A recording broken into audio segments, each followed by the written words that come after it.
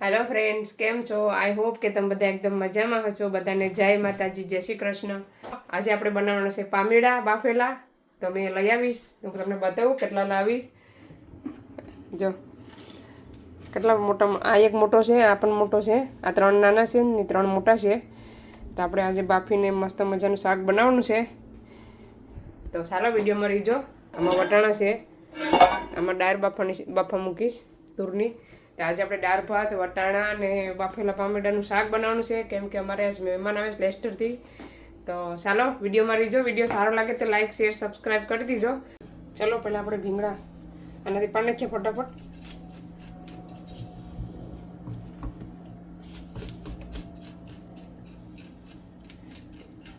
આમાં ભીંગડા છે ને બળફારા હોય ને છે તાજા, પણ થોડીક વાર ફ્રીઝરમાં મૂકી દીધા ને તો બળફારા થઈ જાય, એટલે ભીંગડા બધા ફટાફટ પડી જાય એમાંથી. આવી રીતના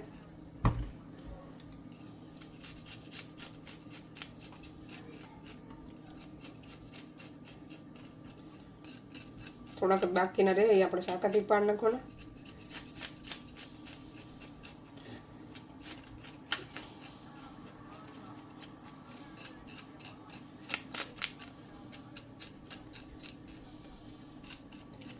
ચલો ફ્રેન્ડ્સ, હવે આપણે કટિંગ કરી નાખીએ. કાતર હોય ને તો ફટાફટ આમ કપાઈ જાય, હાથમાં લાગવાની ઉપાધિ નહીં ગઈ. આ કાંટા આપણને બહુ કાંટા લાગે એવું કંઈ હોય ને કે લાગે નહીં.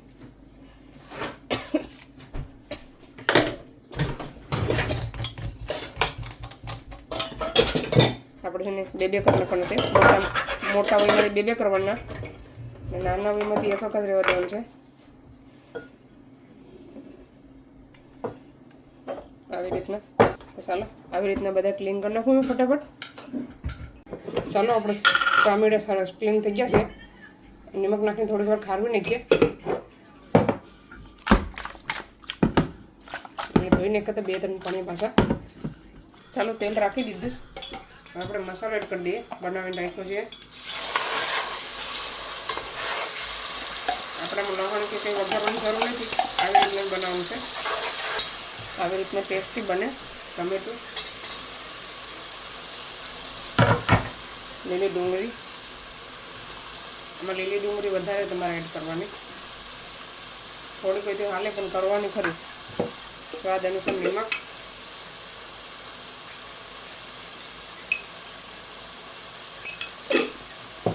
ચાલો એને પાકવા દેવાનું છે. ત્યાં સુધીમાં આપણે દાળનું બધી રેડી કરી નાખીએ. ઢાંકી દેવાનું. ચાલો ઢાંકી દઈએ, પાકવા દઈએ. ચાલો હવે આપણે મસાલો ફેરવીને ધાણા નાખી દેવાનો છે. ધાણા એડ કરી દઈએ. ચાલો હવે ધાણા મિક્સ કરી નાખવાનું છે. થોડોક મસાલો નાખે ત્યાં સુધી આપણે શાક ધોઈ નાખીએ. એને એટલું કોઈ રાખવાની જરૂર નથી, નકર ખારું થઈ જાય. ચાલો હવે શાક ધોઈ નાખીએ પેલા. ચાલો આપણે મસાલો ફેરવીને હવે શાક નાખી દેવાનું છે.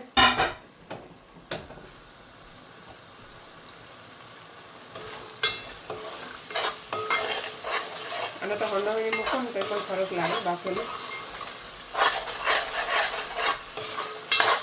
હવે એડ કરી દઈએ શાક. મસ્ત મજાનું પાણી ધોઈ નાખ્યું.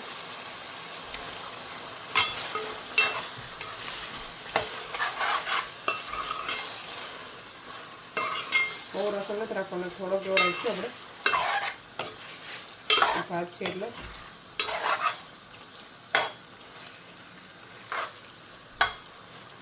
ચાલો દાળ બફાઈ ગઈશ, તો હવે દાળ પણ વઘાર કરી નાખીએ. ત્યાં સુધીમાં શાક પાકી જાય. ચાલો આપણે પાણી નાખી દઈએ.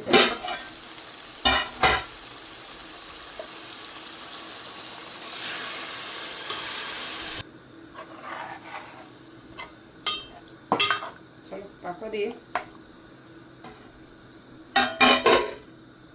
ચાલો દાળ એકદમ મસ્ત મજાની બફાઈ ગઈશ. હવે આપણે મસાલો એડ કરી દેવાનો છે ને આવી રીતના દાળ બનાવીએ. ટમેટું ને લીલા ધાણા બહુ બધા, ટમેટું પણ વધારે લેવાનું.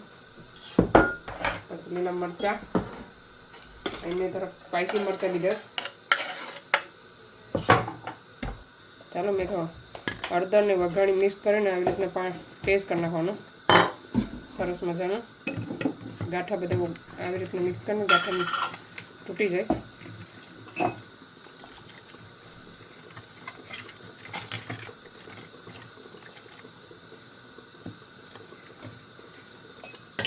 આપણે નેટ કરી દેવાનું.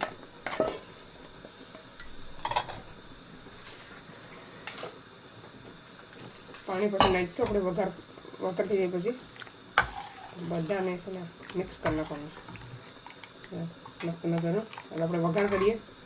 ચાલો આપણે શાક જોઈ લઈએ. એક ચૂલે ભાત પકે છે, એક ચૂલે વટાણા બને છે. આપણું શાક ઓલમોસ્ટ બનવા આવ્યું છે. તો ચાલો આપણે જરાક જોઈ લઈએ. હવે આપણે ગેસ બંધ કરી દેવાનું છે અને ઉતારી લેવાનું છે. શાક એકદમ મસ્ત ગ્રેવી થઈ ગઈ છે જાડી. ચાલો આપણે દાળ વઘાર નાખીએ.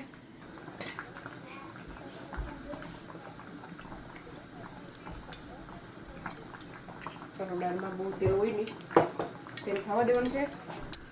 રાઈ, મને છે રાઈ જીરું બહુ વધારે હોય ને તો દાળ બહુ મજા આવે. જીરું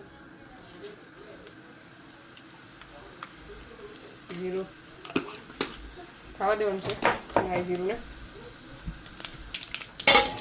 ઢાંકી દઈએ ને ખાવા દઈએ પેલા.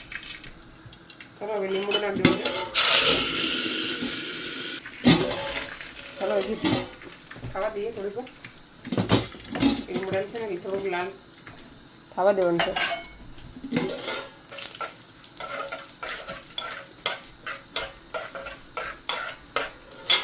ચાલો લીમડો રાઈ જીરું બધું આપણું થઈ ગયું. હવે વઘાણી ગેસ થોડોક ધીમો કરી દેવાનો.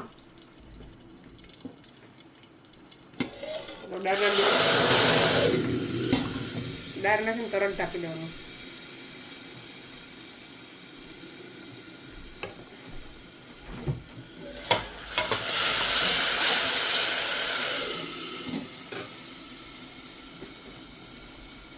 ચાલો આપણે બધી ડાયરેક્ટ કરી દઈએ.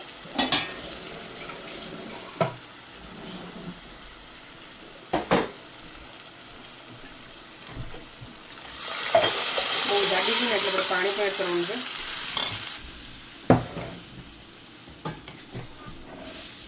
આમ મિક્સ કરી નાખવાનું.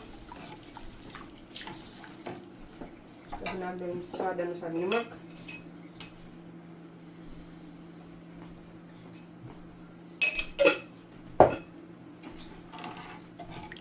હવે પાણી નથી નાખવાનું, પાક્યા ને તો મસ્ત આવી જાય.